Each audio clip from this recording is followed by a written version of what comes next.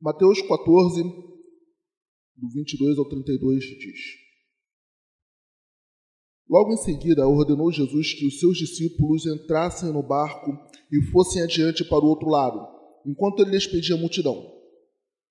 Despedida a multidão, ele subiu ao monte para orar em particular. Ao cair da tarde, estava ali sozinho.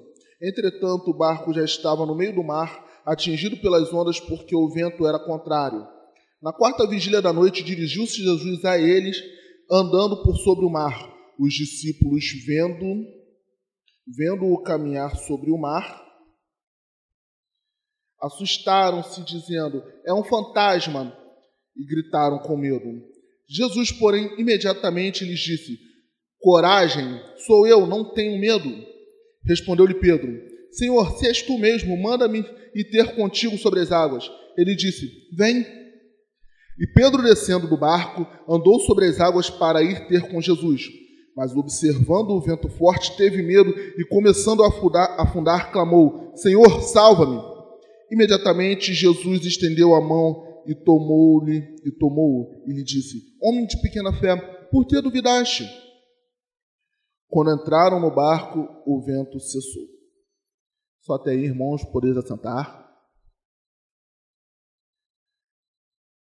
O tema da mensagem de hoje vai ser andando sobre as águas. Esse é o tema. E a gente, sempre quando ouve falar sobre o andar sobre as águas, a gente escuta alguma coisa sobre fé, para passar por problemas, fé para pisar no sobrenatural.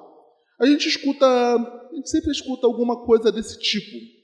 Para você ter fé para caminhar no impossível, crendo que Deus realizará o impossível. Então, não vai ser sobre isso que a gente vai falar hoje, não. O Senhor, Ele me deu um entendimento e a gente pode analisar essa história como uma parábola viva. E o que seria uma parábola viva? A parábola viva seria uma história real que nos remete profeticamente a uma outra história real, nos dando um aprendizado. Por exemplo, como a gente pode encontrar uma parábola viva na Bíblia? O povo de Israel, quando foi liberto do Egito, certo? O povo de Israel foi liberto através de Moisés e caminharam durante 40 anos até chegar na Terra Prometida, e daquele povo todo só foram duas pessoas. Daquele povo todo que foi liberto de primeira, só entraram duas pessoas, Josué e Caleb. E assim como um povo de Deus foi guiado por Moisés para uma Terra Prometida, nós, povo de Deus, somos guiados pelo Espírito Santo para chegar à Terra Prometida, que é o céu, que é o nosso paraíso. E isso se dará ao retorno de Cristo. Então, aquilo que aconteceu antes, lá no Egito, foi um fato real, foi uma história real, que nos remete profeticamente a um tempo que nós estamos hoje. Isso se chama uma parábola viva, certo? Uma história real com um ensinamento futuro. E isso a gente pode extrair essa parábola viva. E toda a história ela tem seus personagens. E dentro dessa história, dentro dessa parábola, nós temos três personagens. Jesus Cristo, vamos apresentar os personagens. Jesus Cristo, Filho do Deus Altíssimo, dispensa apresentações. Outro elemento, outro personagem, a gente pode ver o mar. Não um personagem, o mar seria um elemento da história. E o que o mar significa? A palavra de Deus, ela nos mostra em alguns momentos o mar representando o mundo. O mundo, o sistema, os ímpios. E a gente vê isso como, por exemplo, em Isaías 17:2.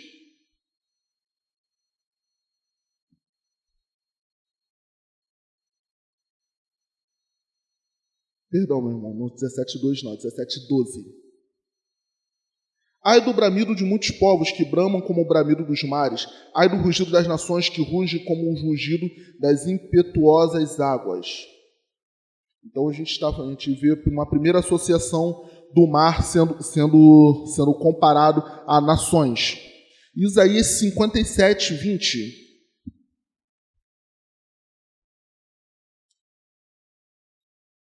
Os ímpios, porém, são como o mar agitado, que não se pode aquietar, cujas águas lançam de si lama e lodo. Para os ímpios, diz o meu Deus, não há paz. E Ezequiel 26, versículo 3.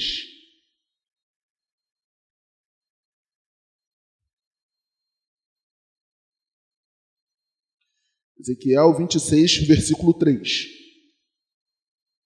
Assim diz o Senhor Deus: Eu sou contra ti, ó Tiro, farei subir contra ti muitas nações, como se o mar fizessem subir as suas ondas. Então, dentro desses 3 exemplos, nós vemos o mar sendo comparado às nações, aos ímpios, ao sistema que nós vivemos hoje. Certo? Então, temos Cristo o libertador, temos o mar, que é o sistema, o mundo que nós caminhamos hoje. Então, nós vamos ver aqui. Pedro. Quem é Pedro? Outro que dispensa apresentações também. Mas a palavra de Deus fez uma apresentação muito boa em Pedro.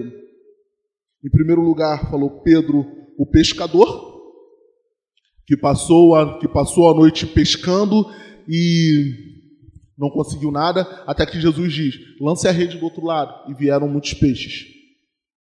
Então, a gente vê primeiro um homem comum.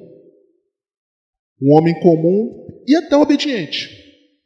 Até obediente. Pedro sendo alguém profissional, alguém que sabia o que fazia, ele obedeceu à voz do Senhor e simplesmente lançou a rede do outro lado e cumpriu a palavra do Senhor e teve aquela famosa história da pesca maravilhosa, que também pode ser alguma outra parábola viva também, mas fica para algum outro dia. E Mateus 16, 18 e 19, fazendo uma breve apresentação de Pedro, que é bem interessante. E também eu te digo, Mateus 16, 18 e 19.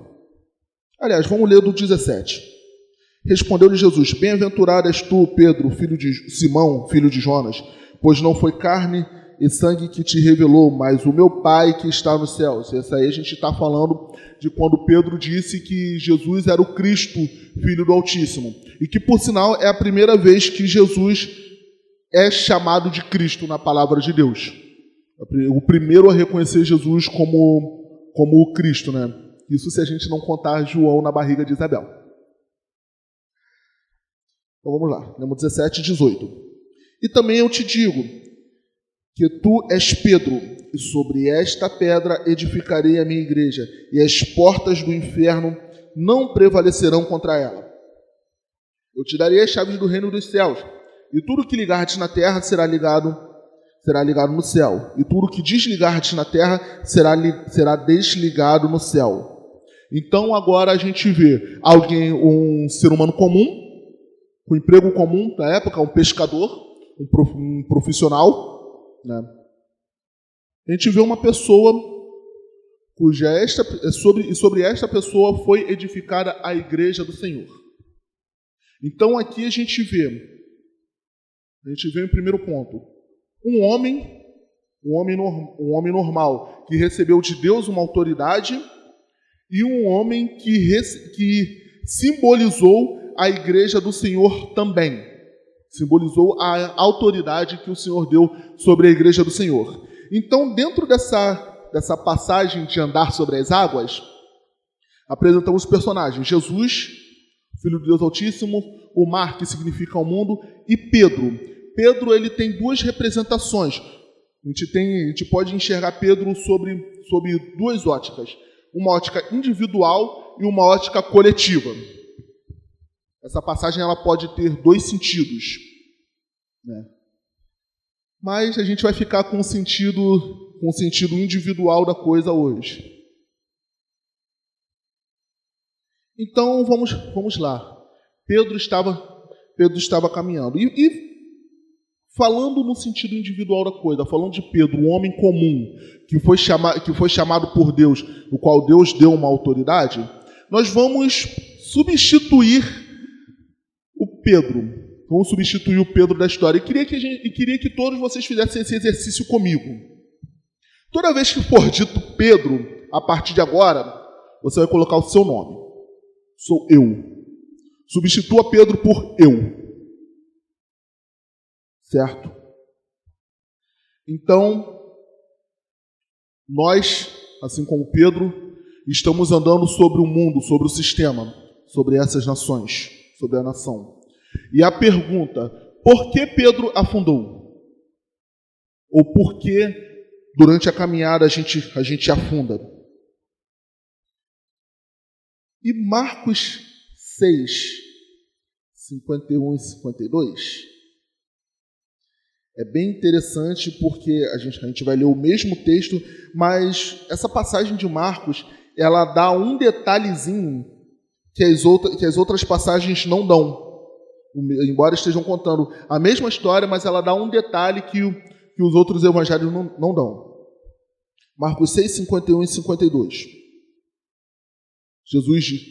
No 50, Jesus disse para eles não temerem, porque era o próprio Cristo. E 51 diz: Então subiu para o barco para estar com eles, e o vento se aquietou, e eles ficaram atônitos, pois não tinham compreendido o milagre dos pães, antes o coração deles estava endurecido. E esse detalhe é bem interessante. Embora esse versículo aqui ele está falando não só de Pedro, como de todos os outros discípulos. Então vamos ver aqui. Jesus ele tinha acabado de multiplicar 5 pães e 2 peixinhos para uma grande multidão. Ele estava andando sobre a água. Jesus ele deu bastante ensinamentos anteriores. Jesus fazia milagres, curava, enfim, tinha o próprio Cristo na frente, dando os ensinamentos e dando ensinamentos na prática. Jesus estava se revelando na frente deles. Porém, o que fez eles terem medo e o que fez Pedro afundar? E esse versículo aqui, o 52, mostra: eles tinham um coração endurecido. Pedro e os outros tinham um coração endurecido. Mesmo vendo Cristo, mesmo caminhando com Cristo, eles afundaram no mundo porque eles tinham o coração endurecido. Eles afundaram no mar. Ora, se a gente tendo como ponto de partida que o mar representa o mundo e trocando o personagem Pedro por nós, por que a gente afunda? Por que, às vezes, a gente, como servo de Deus, a gente acaba sucumbindo? Por quê? Mesmo depois de ter conhecido a palavra do Senhor. Muitas vezes nós temos o nosso coração duro. Muitas vezes a gente não compreende os milagres que Cristo tem feito em nossas vidas.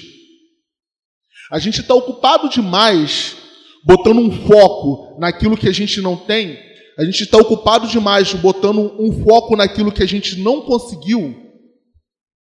Ou botando foco em qualquer outra coisa. Numa pregação mais dura, numa olhada torta, numa fofoca. A gente está colocando o foco demais no nosso próprio umbigo, achando que todo mundo tem que nos compreender, mas a gente não compreende ninguém. E, na verdade, os nossos corações muitas vezes estão duros.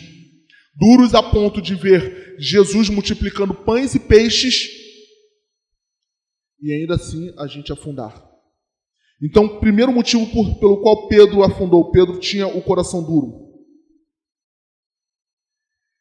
Pedro, ele era simpatizante do Evangelho.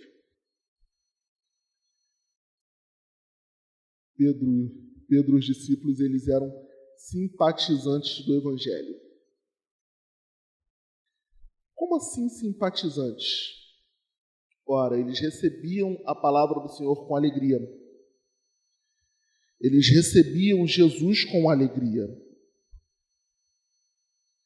Eles recebiam, eles entendiam entendiam, na verdade.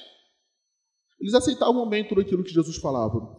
E a prova disso aí, que eles eram simpatizantes do Evangelho, a gente vai ver a mesma história em João, capítulo 6, versículo 21. Então, o engraçado é que a palavra de Deus conta a mesma história, mas só que parece que elas se completam, porque em cada uma a gente vê alguns detalhes diferentes. Marcos contou que eles tinham um coração duro. João 6, 21 vai mostrar uma coisa interessante.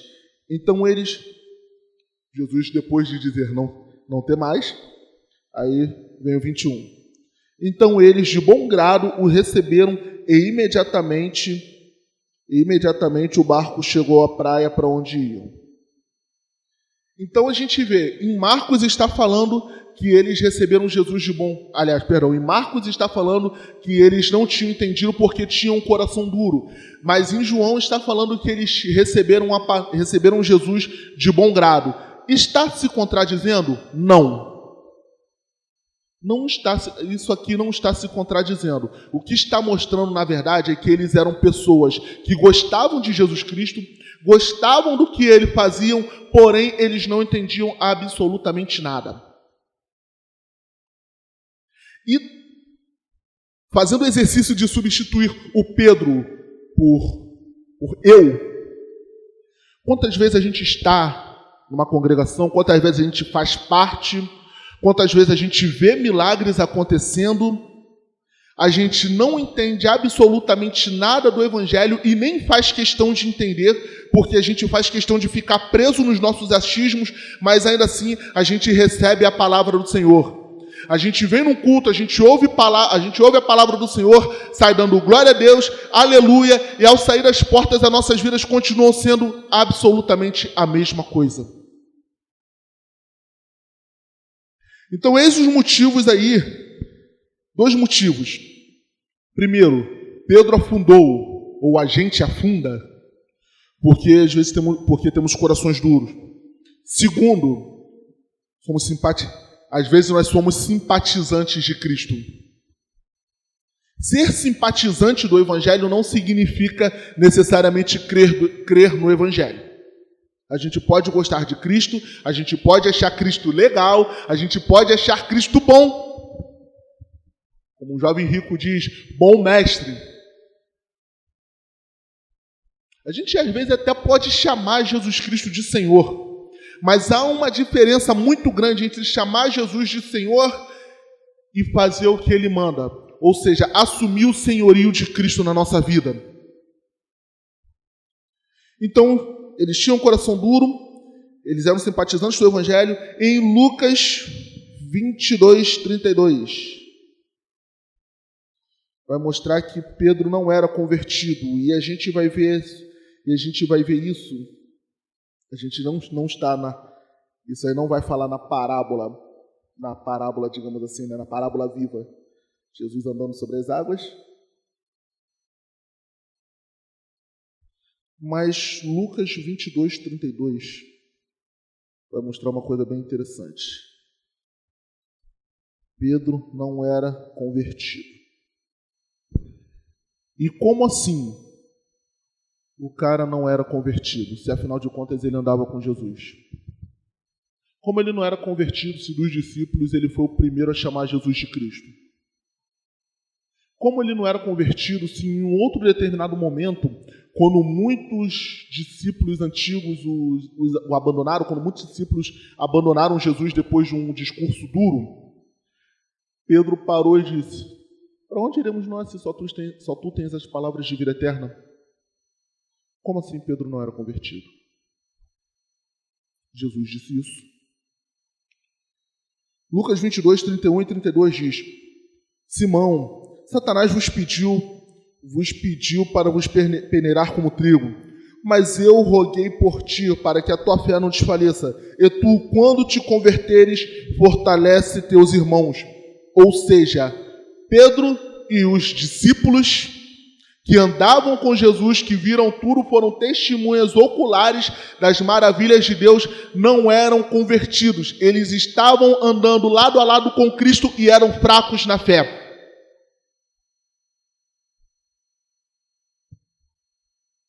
E quantas vezes nós estamos numa situação igual a dele. De novo, fazendo exercício, tirando Pedro e colocando eu na história. Quantas vezes eu estou numa situação onde eu estou na igreja e vou falar do meu mundo, falar do meu mundo de músico. Quantas vezes já toquei na igreja sem ser verdadeiramente convertido? Mas eu era gente boa. Eu tinha aquela casca de crente. Eu tinha o respeito de outras pessoas. Chegaram até a dizer que eu era um homem de Deus. Eu, Cleiton, estou falando de mim. Chegaram a dizer que eu era um homem de Deus. E, no entanto, eu guardava alguns meus pecados escondidos. Um sepulcro caiado. Bonito por fora. Bem por fora, com boa aparência. E guardando podridão dentro de mim. E quantas vezes nós somos assim? A palavra de Deus diz: aquele que pensa estar de pé, cuide para que não caia. Então Pedro não era convertido. Mais do que não ser convertido, ainda tinha uma outra coisa que era bem interessante, em Mateus 26, do 33 ao 35.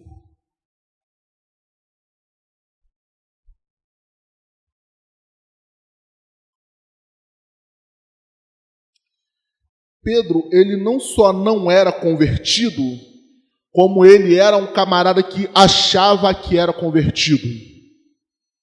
Fazendo o exercício de novo, trocando Pedro por eu. Às vezes a gente não se converteu de verdade, mas às vezes a gente acha que é. Às vezes a gente tem até uma boa intenção. Ora, Mateus 26, do 33 ao 35, vai dizer: Pedro lhe disse, ainda que todos te abandonem, eu nunca te abandonarei. Disse-lhe Jesus: em verdade vos digo que nesta noite, antes que o galo cante 3 vezes, me negarás. Mas Pedro disse-lhe Pedro: ainda que me seja necessário morrer contigo, nunca te negarei. E todos os discípulos disseram o mesmo. Pedro e os discípulos estavam exatamente na mesma condição. Eles tinham medo,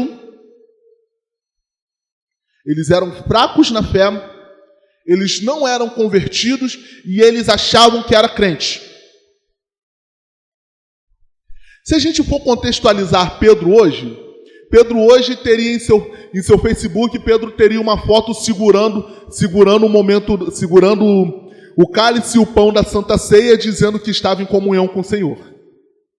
Pedro teria em seus status de WhatsApp vários versículos bíblicos. Pedro teria várias fotos no seu Facebook, segurando a palavra do Senhor. Ou talvez Pedro seria um desses caras que poderia abrir a sua própria igreja dizendo: apóstolo Pedro, a igreja foi edificada em mim, sou assim com o homem. E tiraria uma foto segurando a Bíblia e apontando assim. Pedro poderia ser muito bem um desses.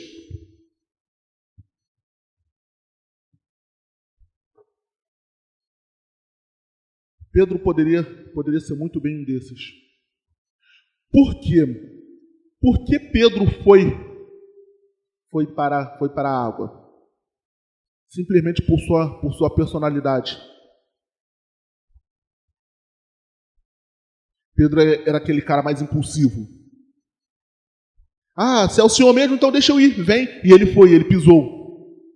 Só que Pedro pisou nas águas e ele cometeu um grande erro. Qual foi o erro? Enquanto ele estava olhando para Cristo, enquanto ele estava indo em direção a Cristo, sem saber de absolutamente nada, ele estava andando sobre as águas.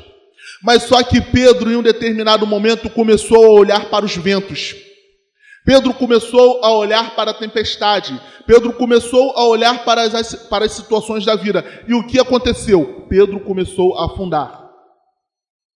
Bom, Lembra que a gente falou do início que isso poderia ser uma parábola viva?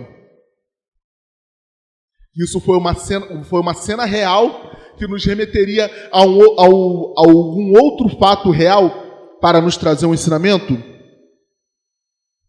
Então, o que aconteceu? Onde foi que Pedro começou a afundar na vida? Se isso é uma parábola viva, onde Pedro começou a afundar? Onde que ele começou a cair?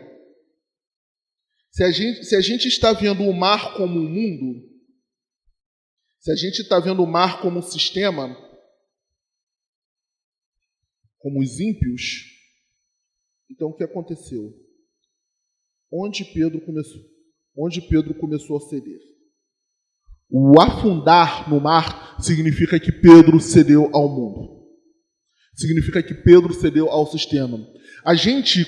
Enquanto a gente está caminhando nesse mundo, olhando para Cristo, a gente está vencendo.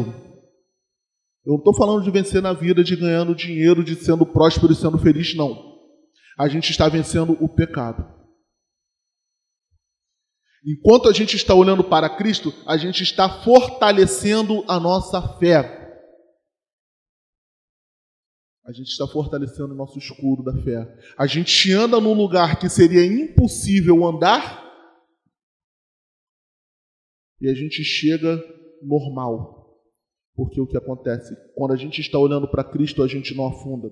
Quando a gente desvia o olhar do Senhor, a gente vê os problemas, a gente vê as situações, a gente vê as adversidades, a gente vê o sistema mundano como está, a gente vê como tudo nesse mundo é atrativo e o que acontece? A gente afunda. A nossa fé desfalece. E nesse momento, e quando Pedro começou a afundar, Lucas 22, 59 ao 62, eu vou ler para a gente ganhar tempo. Passada quase uma hora, outro afirmava, também este verdadeiramente estava com ele, pois é Galileu.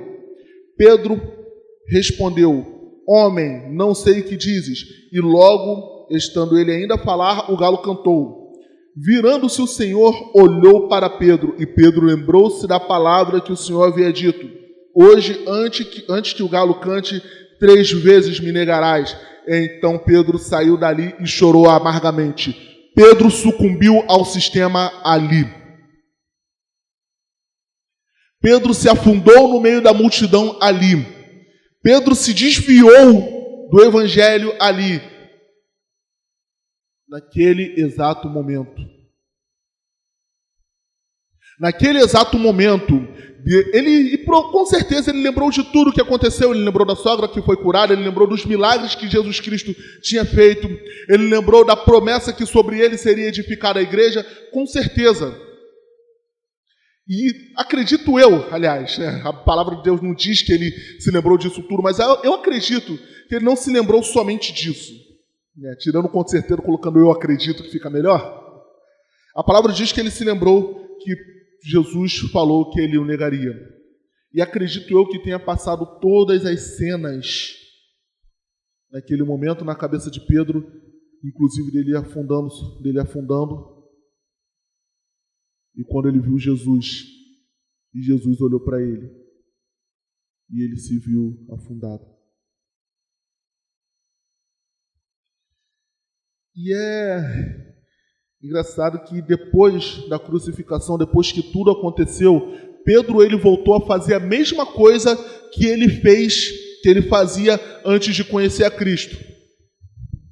O mestre foi embora, e agora? O que vão fazer? Vou pescar. Vamos contextualizar um pouquinho? Pedro se desviou e foi para a balada. Pedro se desviou e voltou para a sua vida antiga antes de conhecer a Cristo. Então, se trocando Pedro por Cleiton, Cleiton se desviou, largou o evangelho e voltou com seus pecados de estimação. E como você se representaria como Pedro nessa história? Um homem, ele deixou de olhar para Cristo, afundou, voltou a fazer tudo o que ele fazia. Mas só que a história não acabou com Pedro afundando. A história não acabou com Pedro afundando. O que aconteceu? E esse é um princípio muito interessante, porque se a gente perde a fé, a gente afunda. A gente sucumbe ao sistema. Se a gente perde a fé, a gente se perde no mundo. Se a gente para de olhar para Cristo, a gente se desvia da presença dele. E a gente acaba engolido. A gente acaba engolido pelos problemas, acaba engolido pelas adversidades, a gente acaba engolido pelos prazeres da carne, a gente acaba totalmente afundado, tentando preencher dentro de nós um vazio que só Cristo pode preencher. E às vezes até em evangelização a gente costuma falar, né? Não adianta preencher um círculo com um quadrado. Num buraco circular só vai caber um objeto circular. Assim, num buraco quadrado só vai caber algo que seja quadrado. Não adianta preencher um quadrado com um círculo com um quadrado. Não dá. Não adianta a gente tentar preencher a nossa falta de fé, a nossa fraqueza na fé com a nossa religiosidade. Não dá. Não adianta a gente tentar substituir a conversão a Cristo por atividades feitas na igreja. Não dá. Não dá. É impossível. A gente acaba afundando pregando a Bíblia, pregando o Evangelho. Por incrível que pareça. A gente acaba afundando, desenvolvendo atividades dentro da igreja. A gente acaba afundando sendo pessoas ativas dentro de uma congregação. A gente afunda. Não dá para a gente preencher a nossa vida com Deus com qualquer atividade que a gente faz dentro da igreja e principalmente com qualquer outras atividades que o mundo nos oferece. É impossível. Impossível. Mas só que a história não acabou com Pedro afundando. E isso é interessante. A palavra de Deus diz em 1 João 1,9, se nós confessarmos os nossos pecados diante do Senhor, Ele é fiel e justo para nos perdoar os pecados e nos sarar de toda injustiça. A palavra de Deus nos dá esperança. Assim como os discípulos que andavam com Jesus. Eles conheciam Jesus ali pessoalmente, mas não tinham a revelação dentro de si de que ele era o verdadeiro Cristo. Em outras palavras, a ficha não caiu. Na passagem de Cristo sobre a terra, a ficha não tinha caído para eles que Jesus era o Cristo, que as profecias estavam se cumprindo. E hoje parece que às vezes a gente anda de congregação em congregação, a gente vê culto após culto, a gente vê profecia após profecia se cumprindo e parece que a ficha não cai. Isso não é uma exclusividade nossa, os discípulos passaram pela mesma coisa. Só que Jesus estendeu a mão. Houve salvação para Pedro. Jesus estendeu a mão. E quando Jesus estendeu a mão, que afinal de contas Jesus viu Pedro afundando, quando Jesus estendeu a mão, ele afundando lá, estendeu a mão e gritou: Senhor, salva-me! Salva-me, Senhor! Salva-me, Senhor! E o Senhor salvou. Deus não vai te deixar afundar se você clamar por Ele. Por mais que se a gente tentar preencher os vazios o vazio do nosso coração com outras coisas, sem ser Cristo, mas se a gente clamar por Ele, Cristo vai preencher o vazio do nosso coração. Deus não vai desprezar quem está afundando. Deus não vai fazer isso. Deus não é uma pessoa cruel.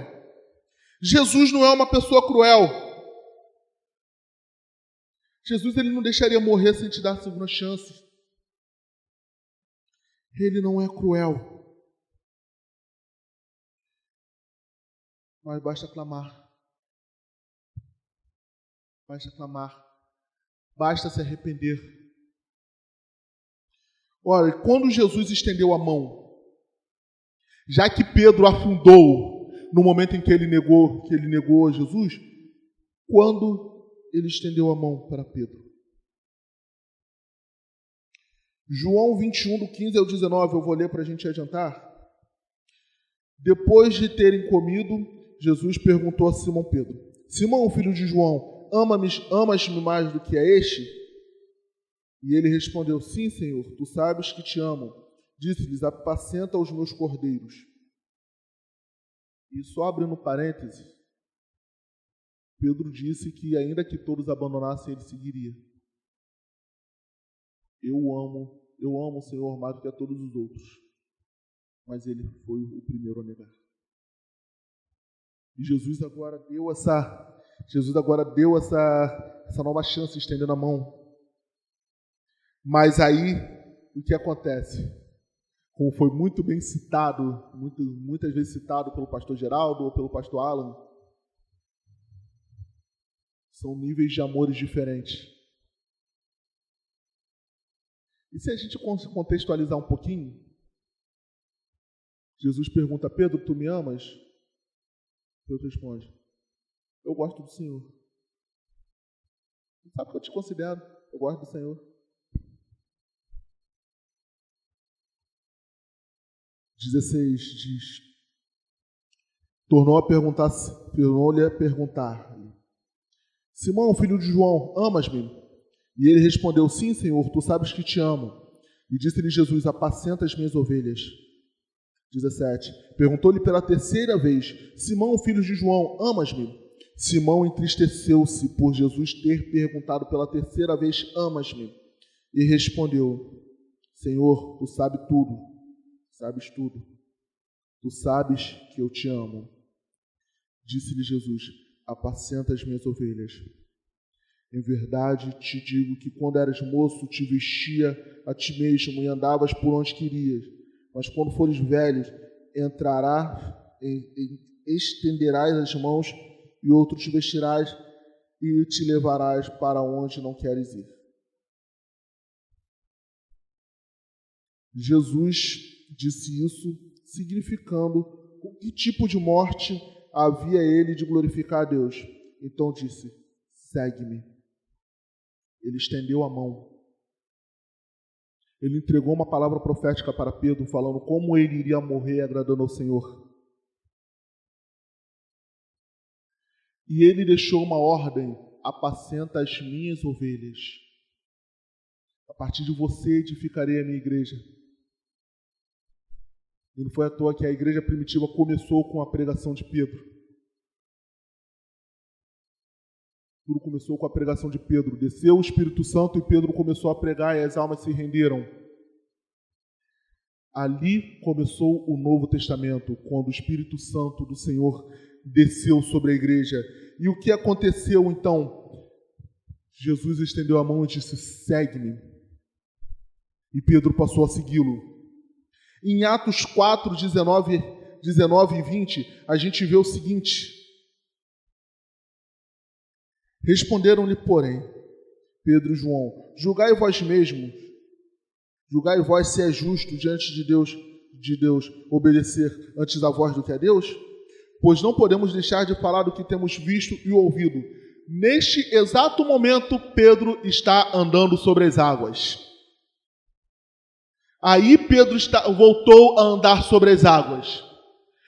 Quando Jesus disse: segue-me, ele estendeu a mão e puxou Pedro de onde ele estava, afundado na lama, afundado no remorso.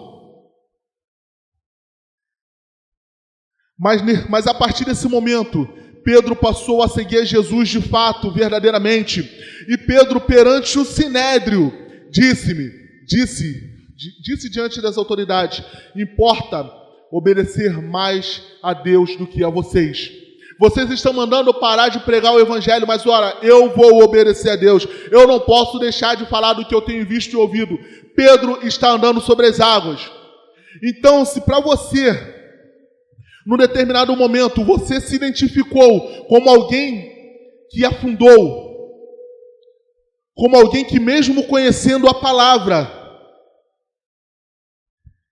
ainda se deixou cair, ainda se deixou afundar. Ora, Pedro, o que viu Jesus e não era convertido e afundou, é a mesma pessoa que Deus estendeu a mão, levantou e disse: segue-me. E ele passou a andar no sobrenatural. Ele passou a andar sobre o sistema.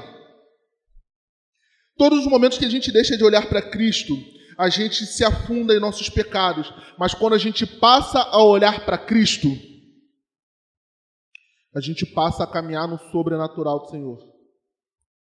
A gente passa a viver o impossível. A gente passa a caminhar no sobrenatural. A gente passa a ter paz em meio à guerra.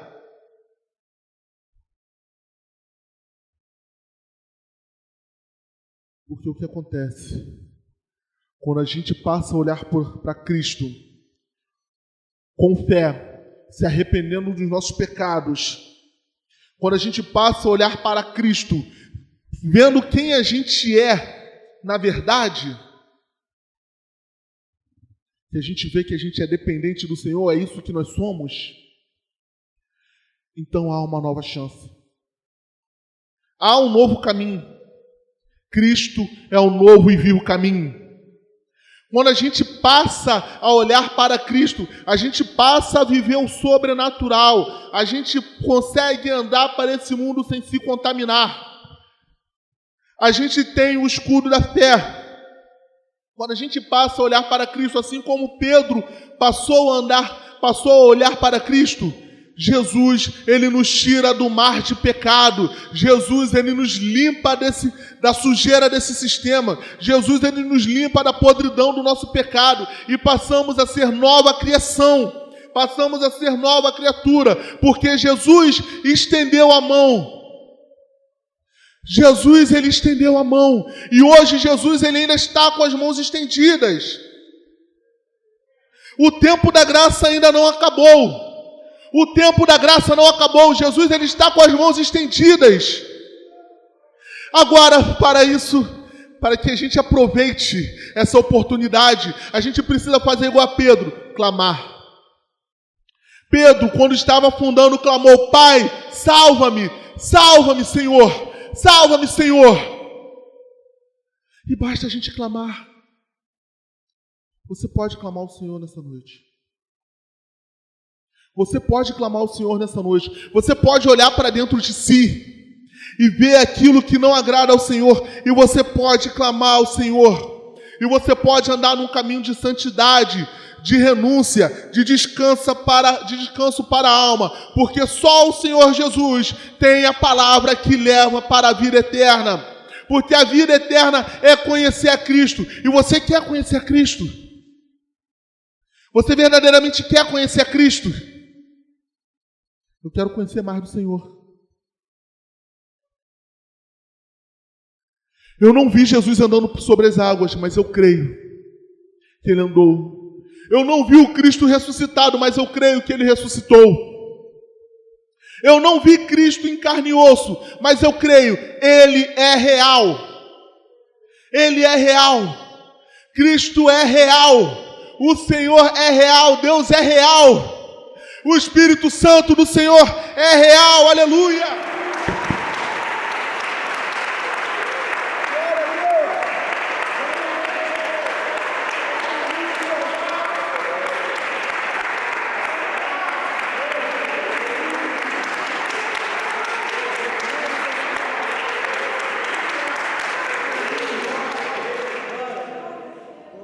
E mais real do que eu e você. O Senhor é mais real do que eu e você. Antes de você e eu existirmos, ele é. No princípio era o Verbo, e o Verbo estava com Deus, e o Verbo era Deus. O Verbo é Deus. Jesus Cristo é o Senhor. E a vida eterna é conhecer esse Senhor. E você quer conhecer mais desse Senhor? Vamos nos colocar de pé e vamos orar.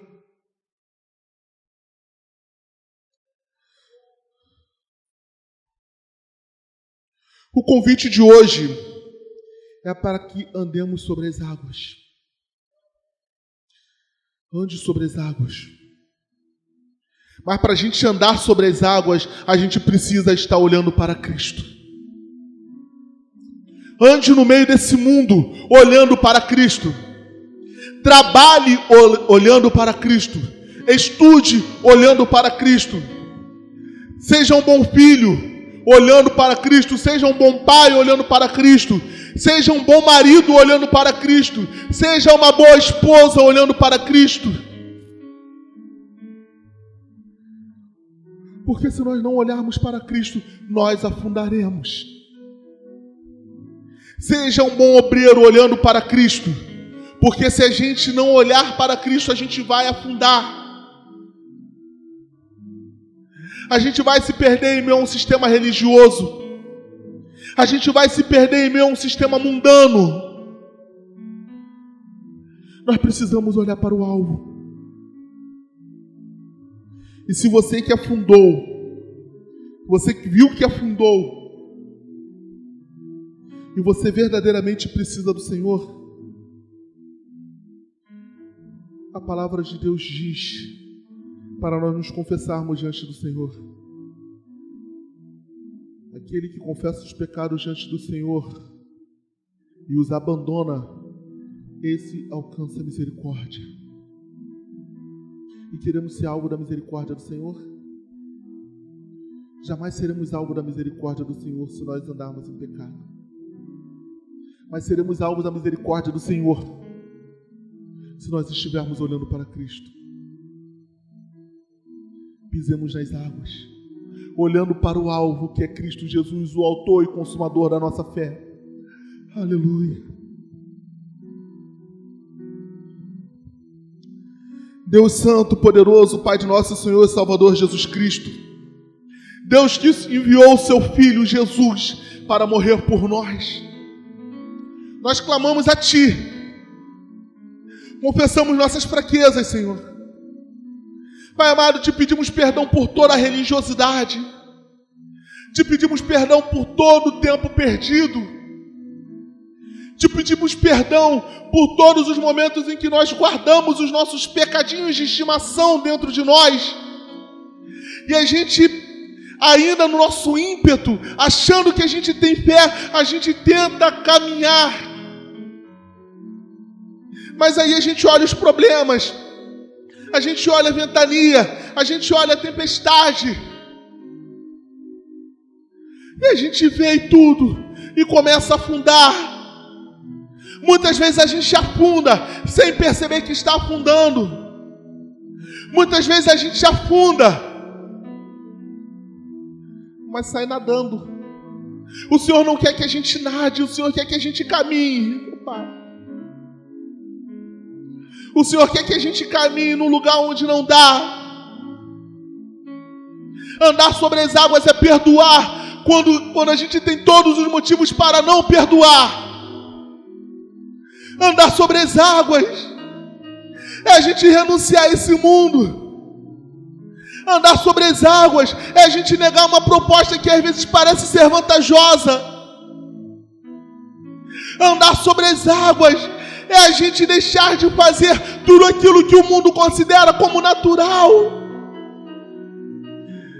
E muitas vezes a gente acha impossível a gente não andar. Muitas vezes a gente acha impossível não pecar num determinado momento. Mas quando a gente está olhando para o Senhor, o autor e consumador da nossa fé, a gente consegue andar. A gente consegue fazer aquilo que achava que era impossível. A gente consegue perdoar no momento em que a gente acha que não é para fazer isso. A gente consegue perdoar tendo razão. A gente consegue perdoar quando a gente está certo. A gente consegue se arrepender no meio de um mundo que diz para que arrependimento é sinônimo de fraqueza. A gente consegue se arrepender no mundo que as pessoas que falam que só se arrependem daquilo que não fizeram. Ó Senhor amado, salva-nos, Senhor. Salva-nos, ó Deus. Salva-nos, Senhor. Salva-nos dessa geração perversa. Salva-nos deste mundo mau. Salva-nos, Senhor. Porque o Senhor disse aos seus discípulos, na sua última oração, que não queria que a gente saísse do mundo. O Senhor disse, não peço para que os livre do mundo, mas que os livre do mal. Não peço para que tire-lhes do mundo, mas que os livre do mal. Senhor amado, somente em Ti nós estaremos livres do mal. Porque aquele que habita no esconderijo do Altíssimo, à sombra do Onipotente descansará.